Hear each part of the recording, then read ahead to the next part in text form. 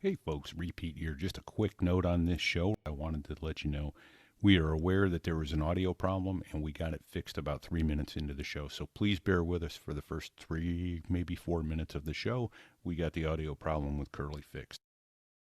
We're not ordinary people. We're morons. Why don't you get a toupee with some brains in it? Oh. So there I was, which is how all great aviation stories start. This is episode 21 with Curly. What do you think about that, Repeat? That's awesome. What are we going to call this show, though? We had to struggle with this one a little bit, but I think we got it. Was it, did we settle on Vicious Pack of Lieutenants? A Vicious Pack of Lieutenants. Yeah. Curly flew with the world-famous Ace of Spades, VMA-231, 38 combat missions in Gulf War I, and he describes the intensity of doing his first several combat missions, and actually surviving them in spite of himself. Yeah, that's good stories right there. Good stories. And he even said statistically, it's been proven throughout history, if you survive your first few combat missions, your situational awareness and your rate of survival goes up exponentially. Right, exactly.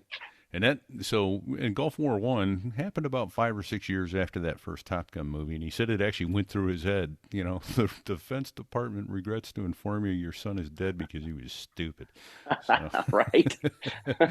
Right. So we discussed that, and as we put it, other stupid lieutenant tricks. So. And we closed the loop on the donut story. Yes. Right. He was there. Sir, don't eat the donuts. He was there when it was discovered, in fact, that perhaps those weren't the best donuts to be consuming that morning. Sir, don't eat the donuts. So this is a very fun show to do with a really solid Marine, great aviator. Honor grad in his OCS class, and we gave him a due amount of grief over that. So, he's a serious physical fitness stud.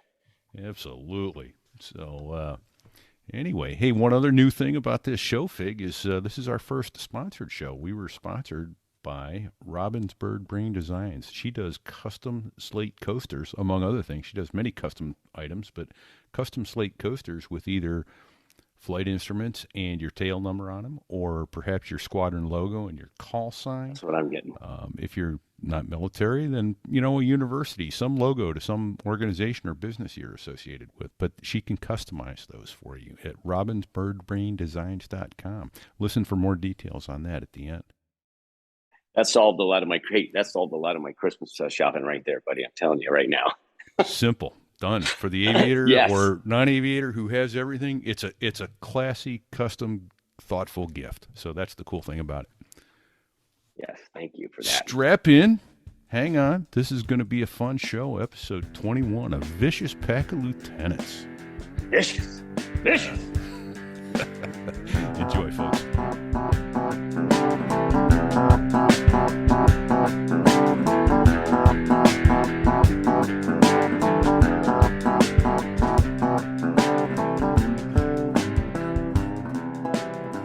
So there I was. That's how every great aviation tale begins. Greetings, folks. Repeat here from Maastricht in the Netherlands. Here with my co-host, Fig. Hey, this is Fig, and I am in Newport, Rhode Island. Drinking a Narragansett. I'm having a Narragansett, and it's kind of overcast and 60. It's kind of nice. I'm here for a family wedding, and we have with us, I'm happy to say, Curly from the Ace of Spades, VMA-223. Welcome, Curly. We'd call that 231. Did I say 223? That was a Freudian slip. It was. Well, all good aviators spent time in 223. That's right. The finest of fine. Finer than frog hair was in VMA 223. Sorry about that, Curly. VMA 231, our sister squadron. I was not insulted. Okay. You're one of our sisters. All right. So there we go. So we got to start out with how is it you wound up flying airplanes? I grew up in middle of New Jersey, no aviation in my, close circle family.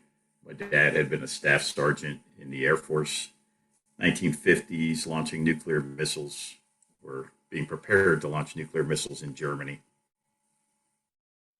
Okay. So Cold War, height of the Cold War. Height of the Cold War. And, I always wanted to be a Marine. Nice. The flying leathernecks. I don't know. There's no Marines around me. No one in my family. Who doesn't want to be a Marine though, Curly? Right. I mean, come on. Exactly. Sands of Iwo Jima, flying You've got a leathernecks. captive crowd here right now. We all we Yeah, and don't go fly airplanes unless you want to be a Marine. We all know that. Yeah, right. Exactly. Yes. Yeah. Well, so and from a couple shows ago, as everyone knows, you semper fi, do or die. You had to be interested in aviation in the Marines, and then you had to get past a gunnery sergeant or a staff sergeant who was a total sadist. So, or comedian, yeah, one or the other, and or both. And yeah, so what did you do? Which path did you choose, sir? I was officer candidate school, PLC junior and senior. Okay.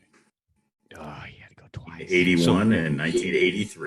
Yeah. So like me, you failed the IQ test and went back for seniors. I don't understand it. Right. So you did Camp Upshur and then Main Side. What was your best or worst memory from OCS? Best. I don't know if I really want to say this, but PLC seniors, I was the Commandant Trophy winner, the honor grad. So okay, show's over. We're done, Phil. Yeah. That's We it. got a spring butt in our midst. That's I was gonna say, fucking overachiever, kiss ass, Right. ass kisser, whatever you want to call it. pretty impressive. Oh, that's awesome. So you had to run a 300 PFT among other things to get that.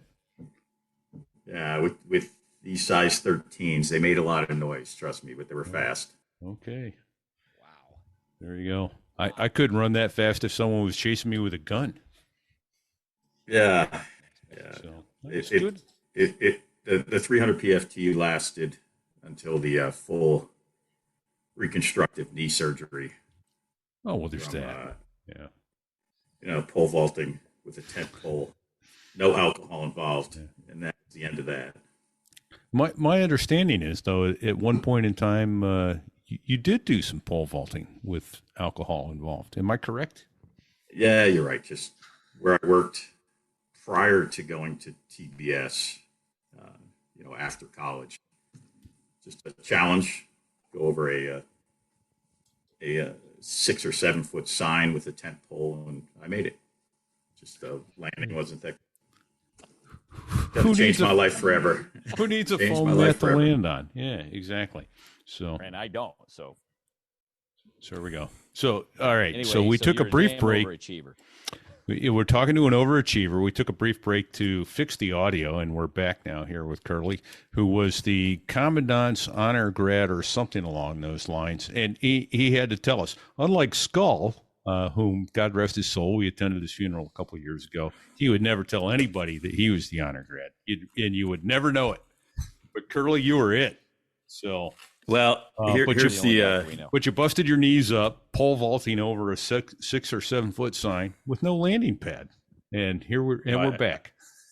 Okay, so I did deserve that one, Yeah. by the way. But the good story is you're going to interview Vapor. Okay. Was he did that also, and mine was presented pregame, Purdue, Wisconsin, on the field. His was late at night behind the ROTC building at Cal Berkeley. Nice. Because it was not correct to do any, being military at Cal Berkeley was Right. what we say, not in vogue. So Right. I always found that as funny. Okay. I did not know he went to Cal Berkeley. I can't wait for that. Oh, Well, that's awesome. he's a genius, by the way. I'm not kidding. No, I'm sure he is. He makes us all look stupid. Trust me. There's a few of those guys around us that are indeed, and it's always amazing to me. We lost We lost a guy when Columbia broke up on reentry, a guy by the name of Dave Brown. I went through Beeville with Dr. Dave. He was a Navy doc, and he talked his detailer into sending him to flight school. And you would never know it talking to him, but, he was one of those 160 IQ guys and then some. But he was just a regular guy. So they walk amongst us. But like aliens. Yeah, exactly. All right. Okay. We got way off target. We did. All right. So Officer Candidate School, 2 summers, two-time situational awareness. First of all, Curly, my hat's off to both you and Repeat, all you Marines out there that went to 2 sessions of OCS. I couldn't go back. I mean, I did it in 10 weeks, and I said to myself, if I was doing this like you guys did, 2 summers, I probably wouldn't have gone back. Yeah. I'd have been a Navy guy at that point. So you went to let's see, VT3. Where'd you go to primary? Were you a Pensacola guy, or would you? Yeah, were you it's Meridian VT3, and then Meridian VT7, VT19. Oh yeah, okay, yeah. I think if I recall, you were there 88, 89. Is that right? Yeah, winged early 89. Yeah, January. You were right. You were right a year in front of me. Okay. So I showed up probably about the time you were. Wait, what? Yeah, what month did you get winged, Curly? February 89. Nice. Okay. So you show up at Cherry Point. Hawk is the CO of the RAG. You go through the RAG. Some good guys there. Yeah, it wasn't Hawk. It was maybe Drano. Okay. No, that was later. No, Drano was when we were instructing later. We instructed right. together at 203. Yeah, I've slept too many times. I don't know. So anyway, so you get through the RAG and you wind up in 231, and you quickly found yourself over in Westpac, the Western Pacific, Iwakuni, maybe a det down towards the Philippines once or twice. Yeah, that was per a couple episodes ago. CO Venom. Okay. Fantastic officer. Great leader. But good call sign, Venom. So we're not going to let Venom eat a donut. There is no way. That would go poorly. So hence the title of the show a few episodes back, Sir, Don't Eat the Donuts. So he got warned.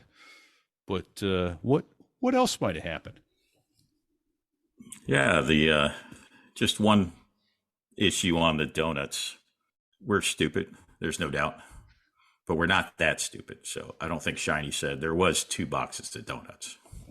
I mean, we didn't put the deformed donuts in the ready room. That could be court-martial offense, I would think. So no, we were at least that smart. Okay, so for those that are just picking up the show now, there was in most squadrons there was a Lieutenants Protective Association, but there were a lot of lieutenants in 231. So you guys took it to another level, and you had the LRF. What was the LRF? Yeah, Lieutenants Revolutionary Front. So 13 lieutenants, 11 captains, 2 majors, 1 lieutenant colonel. Very, very junior, going to the 6-month deployment to the Western Pacific, and it's a rivalry. And then you'd have captains say, "Hey, you're going to be a captain someday." And I'm like, "Dude, I'm not stupid. They am a captain. It's screw you, lieutenants. I mean, that's not hard." But right, I got mine. Pull up the rope, lieutenant. That's a heavy Lieutenant JO load there, for crying out loud. Yeah. So just that little rivalry. Even when I was the substance abuse control officer, doing a unit sweep prior to going to Westpac, and not smart enough, didn't know anything. First job, one of the first collateral duties in the squadron, and you get a guy like Buck, you might know him, Captain. Oh yeah. So he hands you his bottle, and he's kind of holding the cap. You realize later why, because there's piss all over it, and you don't have gloves on. Like, all right, I see how this goes. No. Nice. Yeah. So the lieutenants got together in Revolution, and what exactly did you do for those who haven't heard the earlier episode? How'd that work out? some donuts placed on a private part, and a pretty good picture. Yeah. And then I think there was 6 or 7. You have the picture posted, and it has censored across it, and then putting a box of donuts in the ready room. I walk up with a picture, put it on the bulletin board after they've been eating probably almost all the donuts. Free donuts. What major is not going to eat a donut? Or captain, for that matter. Or captain. And so I put a picture up, and Race comes walking over with it, eating it in his mouth, sees the picture, throws it across the room, smashes the donuts. There was a all officers meeting shortly thereafter, and there's a line that you can cross, and to his credit, Venom said, you crossed the line, but I'm going to let you bounce off it. And it never went that far again. So, yeah. Was that line thrown out in the all officers meeting with everybody present? Yeah. I think it might have been just the lieutenants. I'm not sure, but it was going back and forth. I think he knew it was going to escalate after that one. And it's like, this is over. I've allowed you to do this up. You hung Circus, you lieutenants, when we left just 3 captains in Iwakuni to go to the Philippines. You left, you hung one by a seat crane. Wait, tied explain him up. that. Yeah. Okay, so back that up. Yeah. So people don't know Circus was a captain. Yeah, he's a captain. 3 captains are left. They just did it by that rocket number. Our call sign was Shank on the radio. So Shank 1 through 20 flew the 20 jets down to, I think, Kadena. Okay, so Shank 1 being the CO, Shank 2 being the XO, 3 the OPSO, et cetera. Yeah, whoever's just down the line by seniority. So the senior 20 guys get to fly out. Boom. Yeah, 3 captains are left behind. 2 are smart enough that I don't want to be with this pack of animals. And 1 had to go out to eat or something, Circus. So he got jumped, hung in the hangar by a seat crane, duct taped, and did he put up a fight? Oh yeah. It wasn't going to matter. I mean, sounds like 11-1. Yeah. So did they have to be subdued? Did you have to choke them out and then time up? No, did he eventually acquiesce and realize that it was a losing proposition? Yeah, I think it was pretty quick, to be honest with you. And so when you got 2 Marines on each arm, leg, 1 on your head, you still got 2 guys left to tape you up. and some more. So you better bring some more. You better bring some more, boys. In retaliation, the Philippines Ripper captains jumped him, duct taped him to a Laos 7 missile launcher on the airplane. For a sidewinder, he's just hanging there, taped up on it, so he looked like a missile.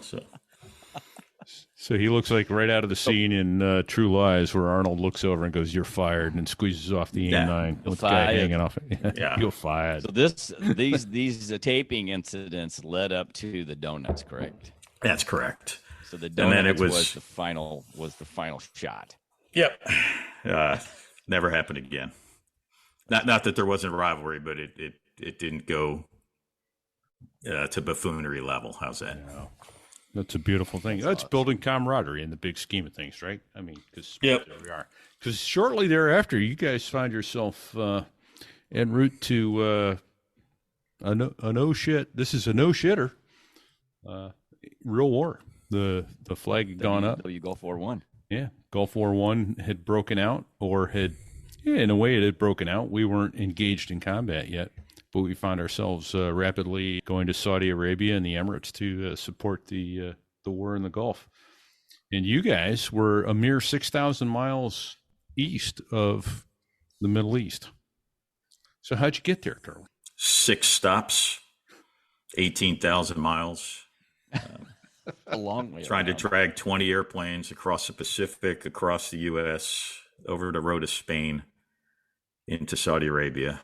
It took a little while. I think the first stop was Wake Island, then Kaneohe Bay in Hawaii, Yuma, Cherry Point.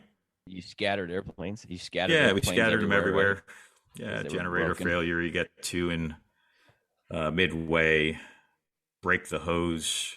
Matter of fact, it wasn't break the hose. It was Morris stabbed it, sine wave. Hose broke off the KC-10.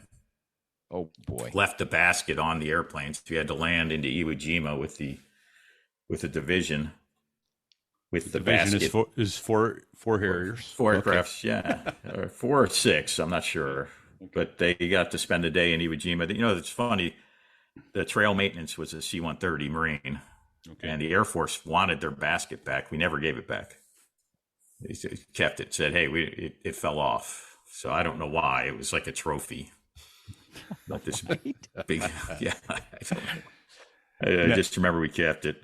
Now all the Air Force squadrons at C. My Johnson Air Force Base in North Carolina know where their basket is. Yeah, go check out 231 Spaces. December 1990. Nice. Yeah, so I made it all the way to Cherry Point, then 4 flights, 4 days, and then did C-130 over to Rhoda. Spent a few days getting ready to go to the desert by staying out all night and begging my wife for more money. Made it to Saudi Arabia, which would be King Abdulaziz Air Base, less than 100 miles from the Kuwait border. Oof.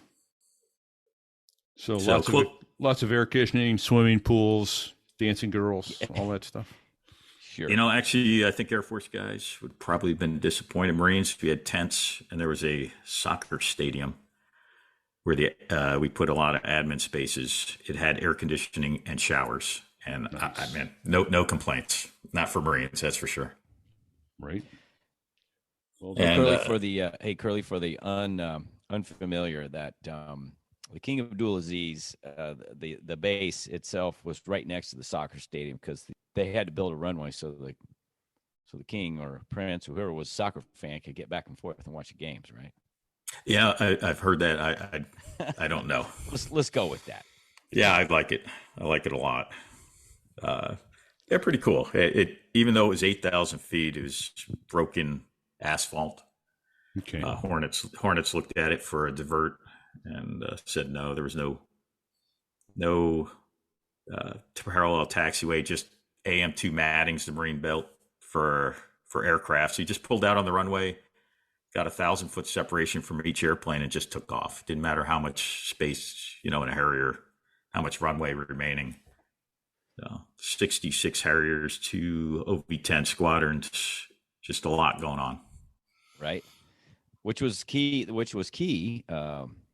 for the reason the Harrier could operate off that kind of environment, because it didn't take a lot of runway. And the AM2 matting, we had already trained to operate off stuff like that. Yeah, you would do either a vertical landing on the end of the barrel rolling vertical landing, 60 knots.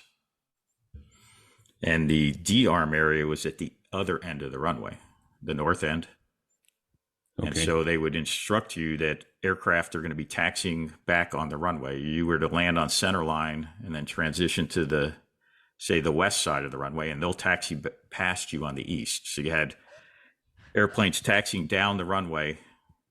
You're at taxi speed in 500 feet after you land. Right. So and then you just pull out on the runway. There was a hot refueling. I mean, it was incredible to see how many airplanes could, you had something like 80 airplanes operating with no parallel taxiway, and only a Harrier could do that. That's for sure. So I know 231 was there. Was 542 was sitting there, and was one of the West Coast squadrons there? I hope I don't get it wrong, but I think it was 311. Okay. So the Tomcat's a 311. Yeah, I think it was 311, and then a boat that's 60, and then. Was 331 on the boat? Yeah, 331 was on the boat with 6, and I think they came ashore. So, or 513. I think 331 might have stayed on the boat. 513 headed that. I'm not sure. I think they did too, because I think it was Nightmare in that squadron. Do you remember? Yeah, Nightmare was 331. Yeah, so my recollection was that they were there, and it was Thanksgiving when President Bush and Barbara Bush showed up as a surprise on I think it was the Nassau is the boat that they were on. And they're all standing out there at attention, and then they put them at parade rest, and they went down the line and they greeted all the folks. And don't mention names very often, but Nightmare's last name was Reagan. And so he's standing there, and Mrs. Bush stands in front of him, and he goes something to the effect of, "Ma'am, I'm sorry, I haven't seen a woman in 3 months, and you smell so nice. May I have a hug?" And Barbara Bush was like, "I just love you, Marines." Gave him a big hug, broke every protocol in the book, and gets a hug from the First Lady. So that is, and that great. It does not surprise me. No, that's right. Nightmare in a nutshell. We got to get him on and have him chat about that at some point. But yeah, it's good stuff. Yeah. All right. Well, so there you are, deployed to potential combat with 14 lieutenants, right? 13, 14 something lieutenants? like that. 13, yeah. And but you guys were all combat ready because you had been training in Westpac, and so you were a fully equipped, armed, and ready to go attack squadron, and so as we know, history, festivities did eventually kick off. So tell us about your first combat mission. Second day, feet wet, coming to mid-20s, coming inland, feet dry, a lot of clouds, and not a cloud deck, but just lots of puffy clouds. So it was hard to see the ground. You could see the ground. We could only see small portions of the ground, and a lot of AAA. We have a pre-planned target. No close air support. We're not being controlled by another aircraft or somebody on the ground. And diving down, going to be a 30-degree dive, and just working my way between clouds. Lots of AAA had been there, and you're supposed to deliver something out of World War II then. Yeah, I'm never going to compare myself to the 8th Air Force, but there was more than I've seen, that's for sure. Yeah. First time out. Yeah. Wow. Yeah, there's lots of stuff going on. Welcome to the war. Diving, and yep. And so looking for a target, want it to be something that is just not a speck on the ground. And finally, I see some AAA, the muzzle flashes. So I quickly put my pipper on, or it was CCIP, constantly computed impact point, and pickle, pull hard.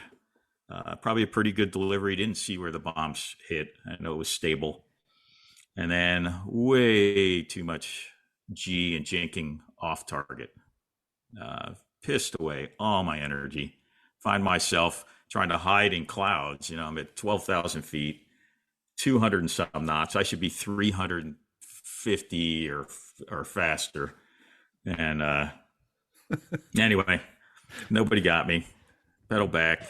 The funniest part about the story is we're able to run our videotape that either records the HUD, which would be the heads-up display, and it's what you're looking through at the top of the canopy. Okay. Or we've got that 6 magnification camera, the angle rate bombing system.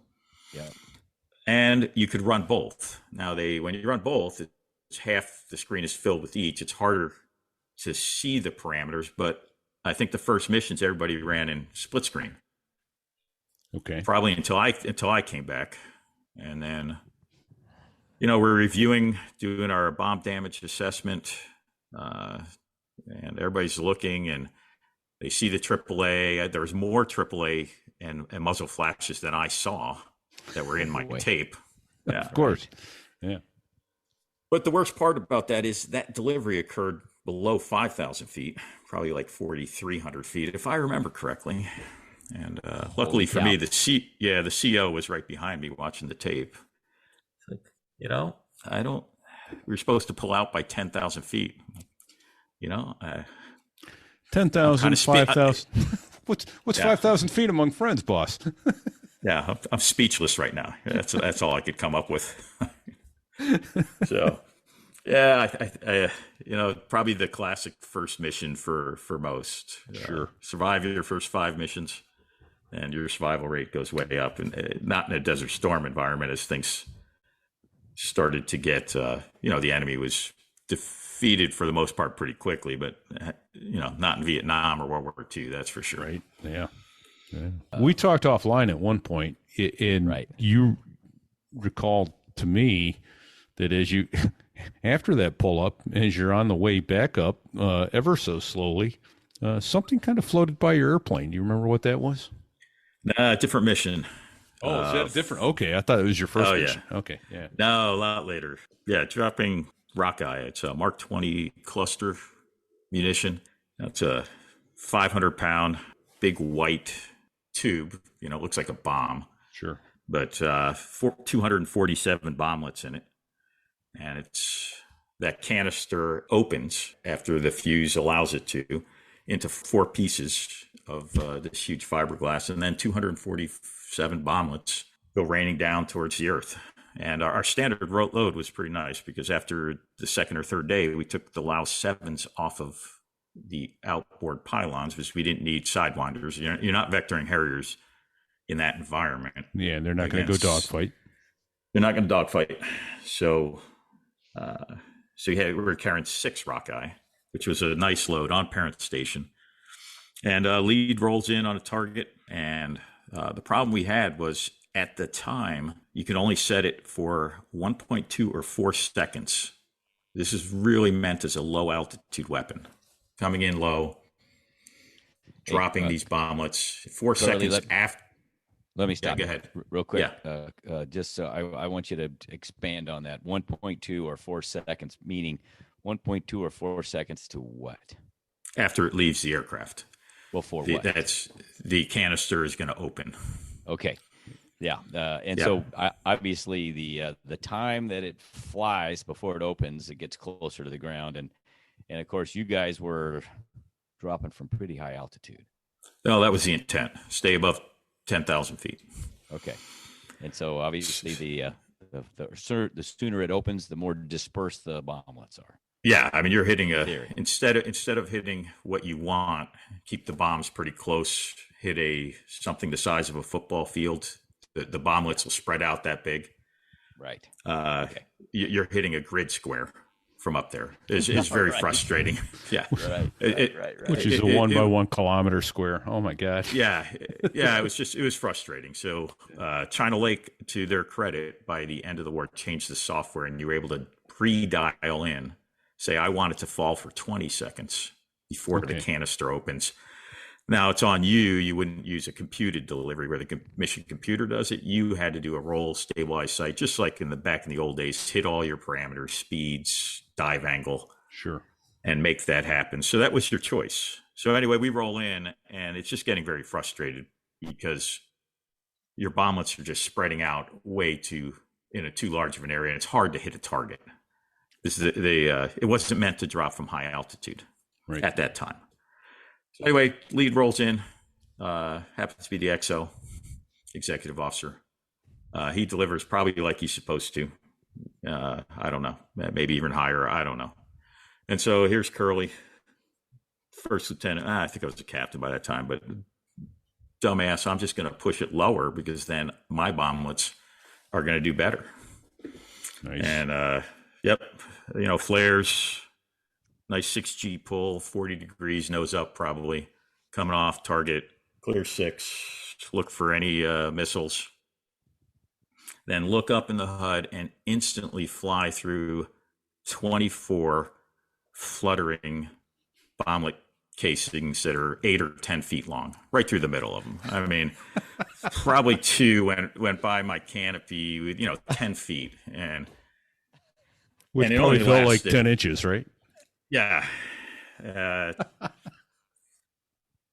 All I see is the sky is full of these white fluttering bomb casings or Rockeye casings. Literally look up, look for the lead, And, what else do you think in your mind? It's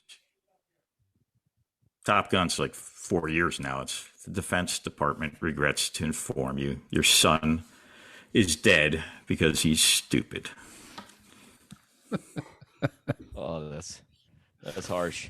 It is harsh. How many Painful. combat missions did you fly, Curly? It's 38. That's a good one right there, buddy.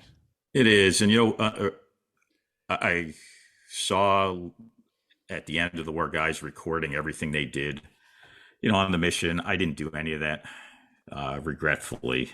So there isn't some that I remember. I say I did get one of the napalm missions. There's very few at the very end.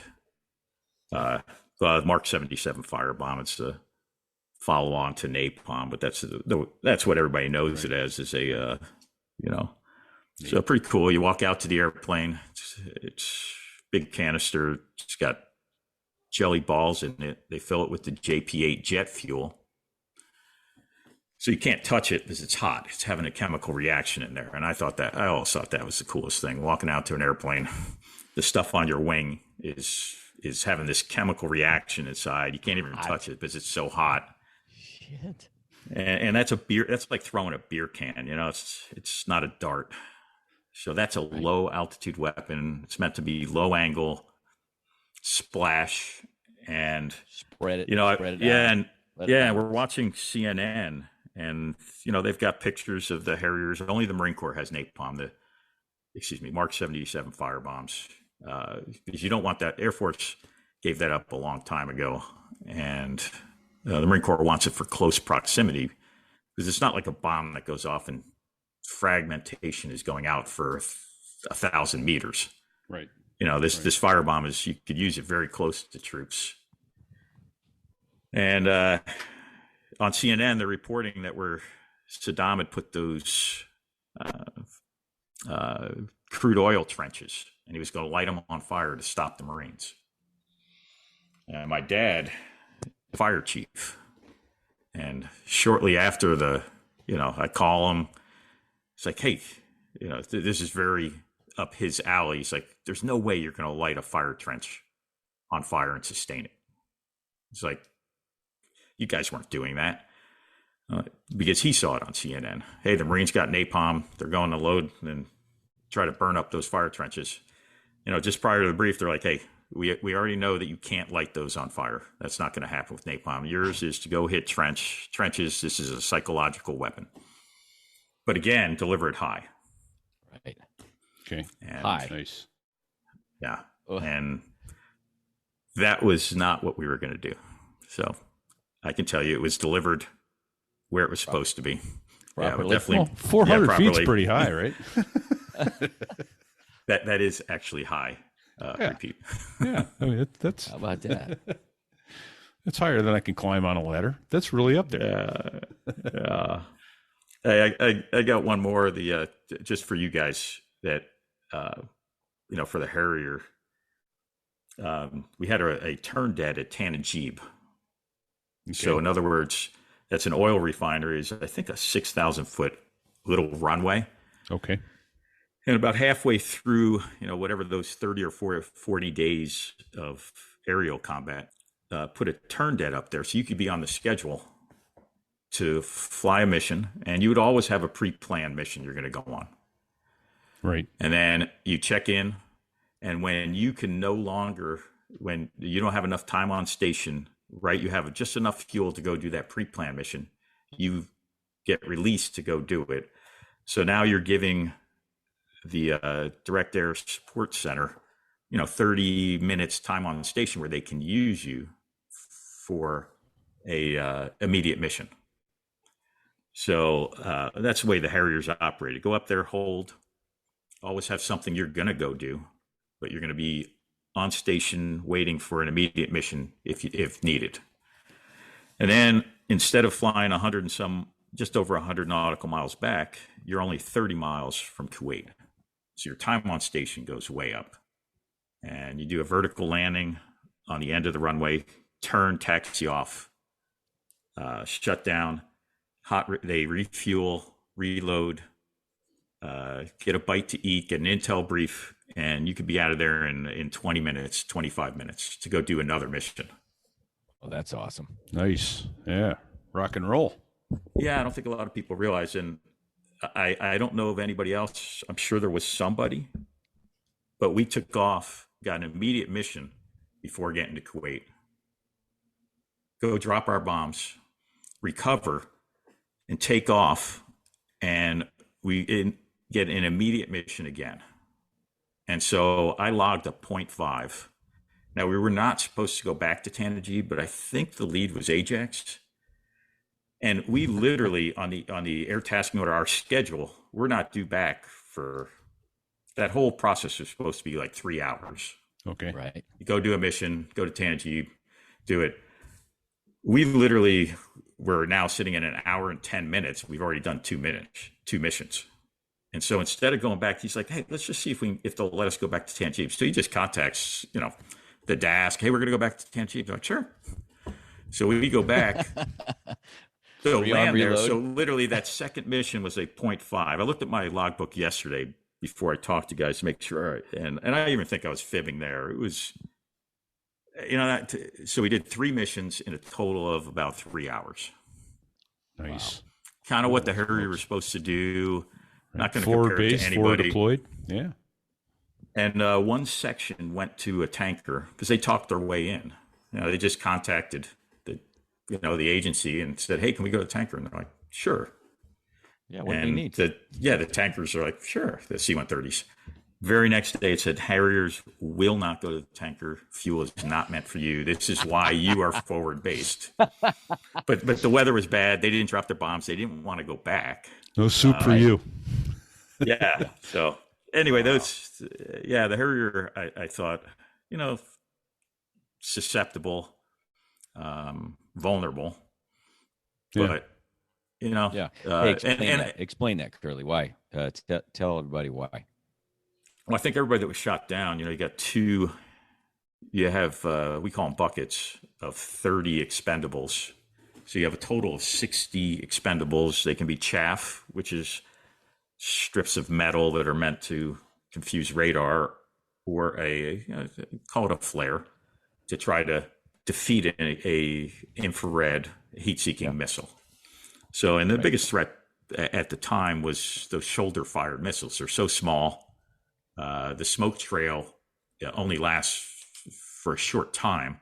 And if you weren't looking right in that area, you're not going to see the missile flying up. It's not an SA-2. I think it was the SA-6 or 40. Right? No. When the SA-6, the shoulder Vietnam. fire. Oh, right. Okay. No, SA-9. SA-9. 9, yeah. And then I'm trying to think of the equivalent of the Stinger. Yep. So basically, instead of a telephone pole coming at you, it's a fence. It's a chain link fence post. Yeah, which very, without very a smoke small. trail, without a smoke trail is virtually impossible. As soon as the smoke trail goes out, you're never going to see it. And so most guys are diving in, and stupidly, you're worried about having enough flares if you're going to do multiple attacks. And because you don't have enough. And later Harriers, the night attack and the radar night attack had 6 buckets, probably the most of anybody internal. So you had 180. So that was a really nice addition for the Harrier. But you're putting out flares and on the dive, and there was a thought that I don't want to highlight myself. I don't want to highlight myself with flares. Right. So at least off target you're trying, but the one thing I will say is, you guys know, in the Marine Corps, how many times did you actually have flares in peacetime? It was pretty rare. Not very often. Half dozen flights in 7 years. Yep, I was going to say it's extremely rare, and then you have guys go with the Air Force in exchange, and they have flares on every sortie. So you would sit at you would try to remember to hit the switch on your throttle. It's right on your thumb. But in your mind, you're just pretending. So you really never had them. So, I always thought that was negative training, not having flares. So wait a minute. I got a question here. If you said flares, that didn't confuse the heat-seeking missiles? If you just went chaff and flares? No, that works. That always works. That's what we always said, right? I think you're right. I think you're Flares. right. Flares. Yeah. I don't really have them, but I'm Fox 2 pretending. flares. Yeah. Missile Okay, can't get me now. you win. Yeah. So the guys that reattacked, because you weren't always delivering all your ordnance on one delivery. That's the guys that were shot down, because now you haven't broken line of sight, and Gotcha. They're watching you, they're following you, and then I think it was learned you need to be putting flares out to cover yourself during the dive. I mean, you're diving down, somebody's going to see you. Don't worry about putting out flares and it highlights your position. You need to protect yourself. So hey, you learn some things. Yeah, it's not like you've been doing this all your life. You've been training for it, but now it's real. Yeah, hey, in the squadron less than a year. So you want to talk about dummy. Well, that's pretty awesome. So, we were, the rest of us were watching you guys, and, it's one of those deals where, it's better to be, what do they say? Better to be on the ground wishing you were on the air than on the air wishing you were on the ground. Well, we were on the ground wishing we were in the air, We really were. Yeah. Oh, I don't blame you. It's total luck. It's what squadron when you showed up. I learned that afterwards. Actually, I like this. Go to Shaw Air Force Base. I think in 203 doing some LAT, right? Sure. Low altitude tactics. And I go get a weather brief, and I've just come back from Desert. So I look, and the airman first class has more ribbons than I do. I just came back from Desert Storm, right? And then you'd meet a lieutenant colonel in the Marine Corps that's got 7 UDP deployments, and there was no conflict. So he's got a couple rows of ribbons, been out there 7 times defending the country. So there's a lot of luck involved. There's no doubt. Absolutely. One other thing I wanted to point out, Curly, to your point about the risks and the lessons learned, but in the Harrier, weight is everything, as you know, because it's a V-style airplane. So there wasn't a lot of extra space inside the airplane that didn't have vital gear. So if the airplane took a hit of any kind, generally something vital is going to get injured, as opposed to other airplanes that had a little extra room in between vital parts, right? Well, or the heat source at the back of the airplane, or do I want it, towards the middle of the airplane? I'll take the back. Right. Yeah, which was another vulnerability for the Harrier, because the hot nozzles are basically in the center of the fuselage, just just below the trailing edge of the wing, basically, instead of, like you said, on the tail. So that led to some hull losses for us. Yep, well, no doubt. You guys got back from the war. Did you stay at 231 long after that, or did you go to a ground tour? What'd you do after that, Curly? I did. Went to safety school while I was at 231. So I went to the wing safety, and with the, you're still flying position. So I was able to get myself to 203, the training squadron. Well, I was at 1 year at the wing and then 2 years at the training squadron before I did a FAC tour. Okay. And a FAC is forward air controller. So that was with the grunts or tanks, or who'd you do that with? It was Headquarters Battalion, 2nd Mardiv, Camp Lejeune. Okay. And I got a question for you guys. 223, were you there when had an engine failure, and was that Biggs eject? That was I'm trying to think. That no, I could tell you that we weren't there then. The entire time I was the safety officer in 223. We didn't have a Class A because I was such an excellent safety officer. Let's go with that. Shit, we had 3 while I was there. No. Right, yeah. In fact, I got farmed out to investigate one, and we had Obi on, one hook on the wheel. That was one of the Class Alphas. I'm trying to think. I think he was before we got there, or am I confusing that with Magnum? You talking about Biggs? Yeah. As in? Yeah, I think so. Here, let me give you this one. All right. Because you're like I'm in the ready room, instructor, and I'm just drinking coffee, and a student, his canopy unlatched, so it's partially open. Yeah. And I think Yeah, it that was was kind of Ty. a common occurrence. Yeah. So I think it was Ty. So he's declared an emergency. So they're talking to him. And I'm like, oh shit, I'm doing absolutely nothing. And having been a safety officer, You know that if there's you're a two- witness, you can't investigate. Yep, exactly. especially the JAG, which I think everybody's heard the show JAG, the Judge Advocate General. There's two investigations. One's a safety one, one's a legal one. And you definitely don't want to be the JAG officer, assigned as the JAG officer. No. So I just walk slowly downstairs, and I'm like, I'm going to watch the recovery just in case. So I see an airplane wave off on 3-2, and I see one coming in to runway 23, and then a shoot, and then an explosion. I'm like, I was only kidding. I really didn't want to see this. Right.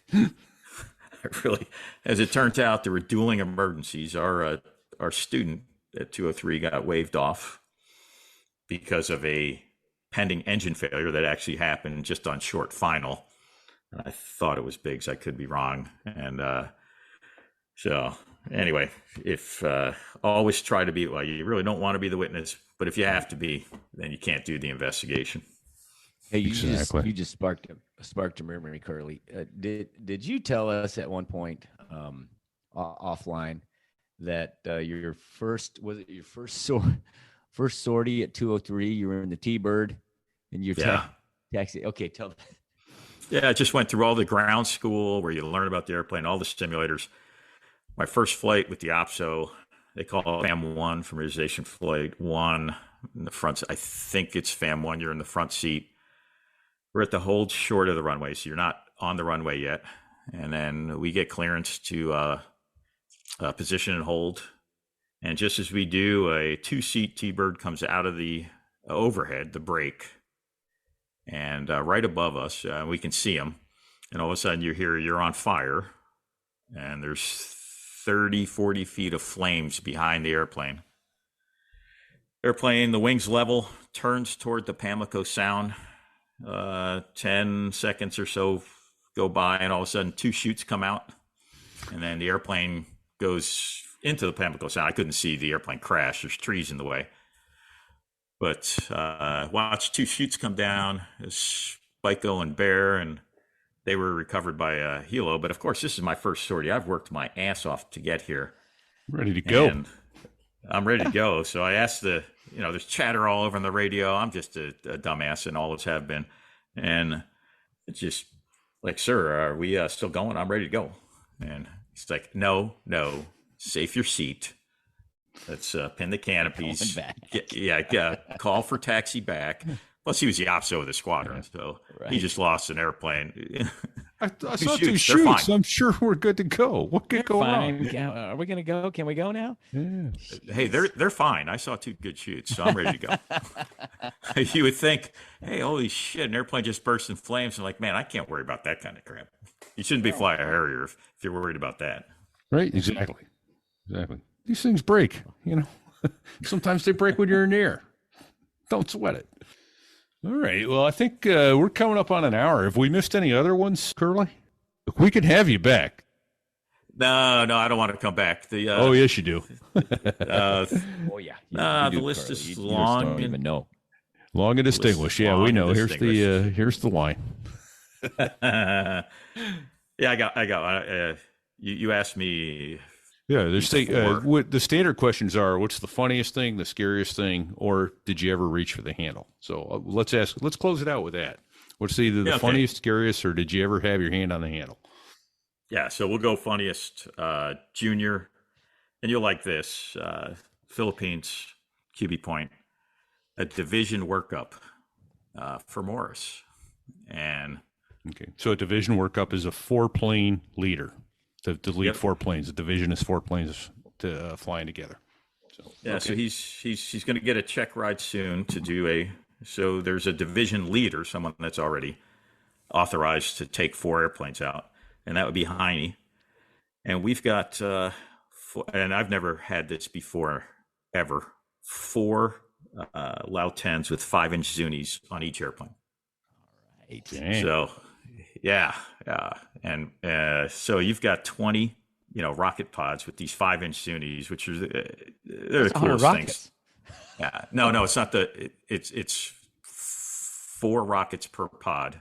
Oh, so you've 5. got so you got 16 per airplane. So whatever 4 times 16, I can't do it. It's a lot. It's 64, but if you're doing public math, here's the main thing about Zuni rockets: don't watch the rockets. Don't watch the rockets because they're mesmerizing. When those things leave the jet, they are so fun to watch because they leave a smoke trail all the way to the deck. Right? You just want to watch them until you impact the deck, then you wake up dead.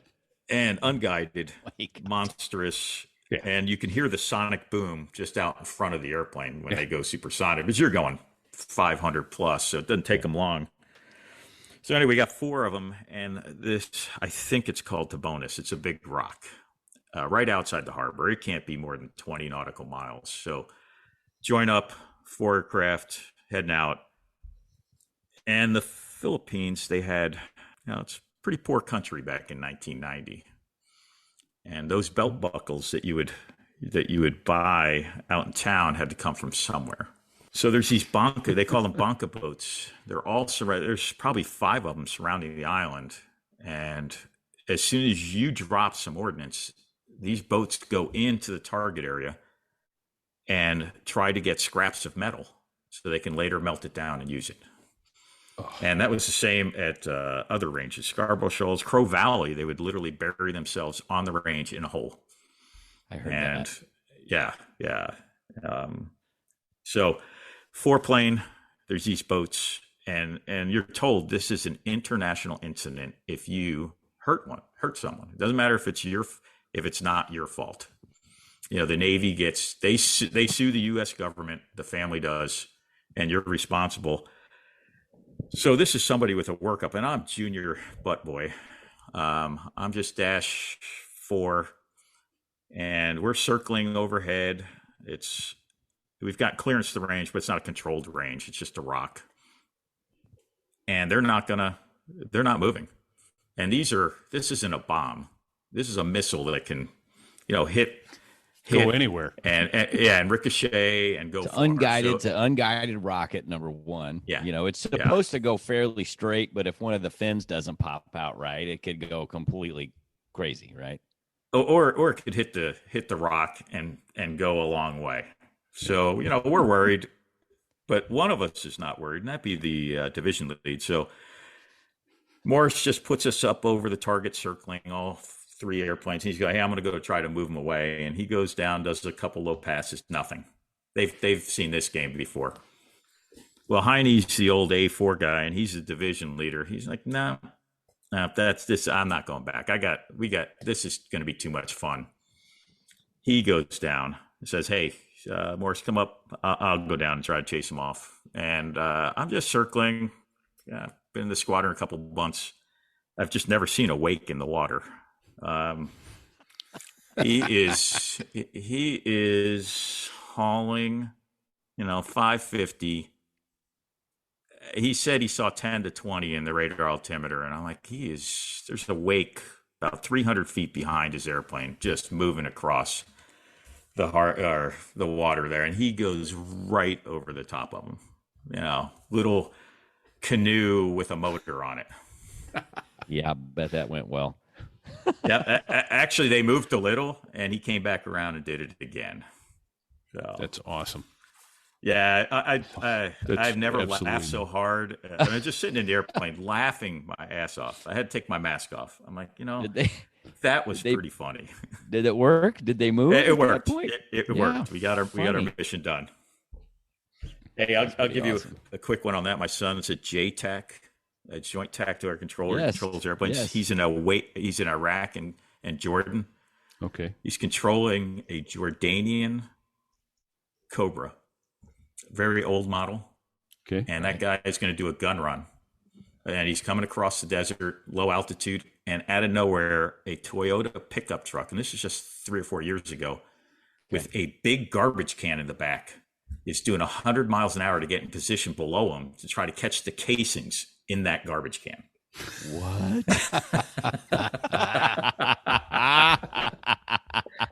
It hasn't changed. Oh my! That is good stuff right there. Right? Oh my goodness. Oh my gosh! Yeah, he said the tailgate was flapping in the on every pump. It's like I've never seen anything like it. That's awesome. Yeah, well, let's help him out. Let's fly over the guys. So our casing's flying. Yeah. Oh, yeah. A repeat said almost pull the handle, and not really, but I'd say the closest was an oil light.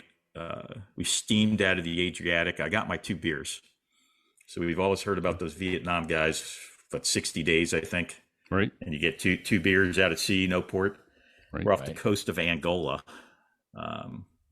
Sitting, waiting to do a evacuation of Americans from Zaire if the country fell apart, which it probably already was apart, but anyway, it's going to fall apart. So we are well on the west side, well below that big, what would you call it on Africa, that juts out. We're down in the central part of Africa. It took longer to sail out of the Med to get there than it would to go home. Wow. And just sitting for 60 days.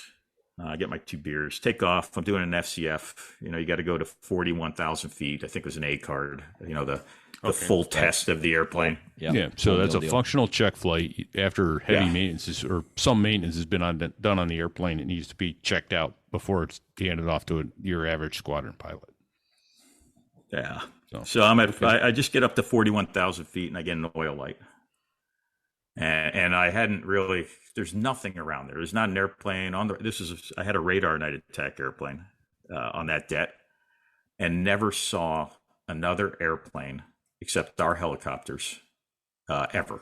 There's no jetliners going past. I mean, this place there's nothing there. Okay.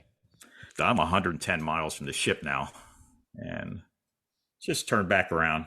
The oil light stayed on for a while, went off, stayed on.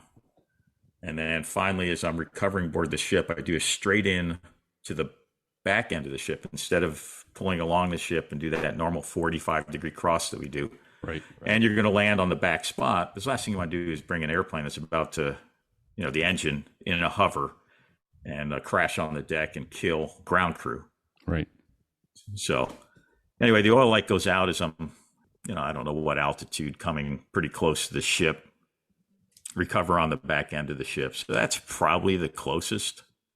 And like everybody that's ever talked, been on ship all day long, you're just looking at sharks. You're just running along the ship, look on the side. There's sharks out there. Like, I really don't want to go swimming.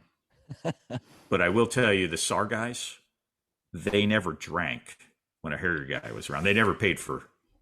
They never paid for anything. Oh my God! Our SAR dudes were our buddies. I wanted them to think, who went down? They said it was Curly. Holy shit! We're gonna work. We're gonna try our hardest to get him. We're gonna go get him. Let's go get him. Let's go get him. Absolutely. He bought us beers in Malta. Nice.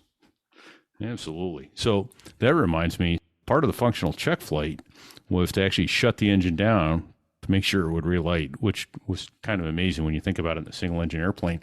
So that reminds me of, did you guys know Reckless? So, yes. Yeah. So Reckless is the maintenance officer at 203, and he takes up Dookie, who is an Italian exchange pilot who looks exactly like Neil Patrick Harris, hence the call sign Doogie. And Dookie was riding with Reckless on a functional check flight. They go up, they're doing everything they need to do, and they get to the point where he goes, okay, I'm going to shut the engine down now. We're going to relight it. Doogie's like, Reckless, you do know there's only one engine on the airplane. Like, what the hell are you doing? Yeah, but of course, there's only one. Don't shut an engine down, a perfectly good engine. Are you nuts? Right? Who does that? Yeah. So nobody. No. And why we do it, I don't know, or why we did it. I don't know if we still do or not, but that's no. That if we did that, that was before my time. Yeah, that was just silly. Man, that is awesome stuff, Curly. Thank you for joining us. And you are going to come back. That is not a question. That's a directive. Just so I know you have more stories, you silly bastard. I got lots of stories. I don't know if they're good. Yeah. They're good. They're all good. There's some There's good the ones. kind of stories that get people's attention. At cocktail parties, they start. Right. That can't be real. That can't be a real story. And that's when you go, really? Well, you don't know the half of it. Oh yeah, That's kind of how this whole thing got started, really. Exactly right. Some good ones and some great ones. So, But with that, well, let's go ahead and close it out then. And I will first off start by saying thank you to Dave Hamilton over at the Mac Geek Gab, who's given us all the technical support to get this up and running. If you have any questions for Curly or to Fig or me, you can write to us. We'll get them to Curly if you'd like. Write to Fig at sothereIwas.us or repeat at sothereIwas.us. You can follow us on Facebook at sothereIwas.us/Facebook or Twitter, sothereIwas.us/Twitter. And we have a sponsor of sorts at this point, robinsbirdbraindesigns.com, which right now featuring slate coasters that are designed with your squadron logo or your aircraft instruments and your tail number, anything along those lines. Basically for the pilot who has everything. If you are a pilot and you want a customized coaster, go to robinsbirdbraindesigns.com. Or if you know a pilot and you're looking for a gift for a birthday or Christmas, there you go. Your gift giving is solved. So we'll go with that. And in the meantime, I just want to say, Curly, thank you again for joining us. Thank you again for your service. Semper Fi, brother. Semper Fi, Curly. Thank you, gentlemen. Semper Fi. Until next week, check 6.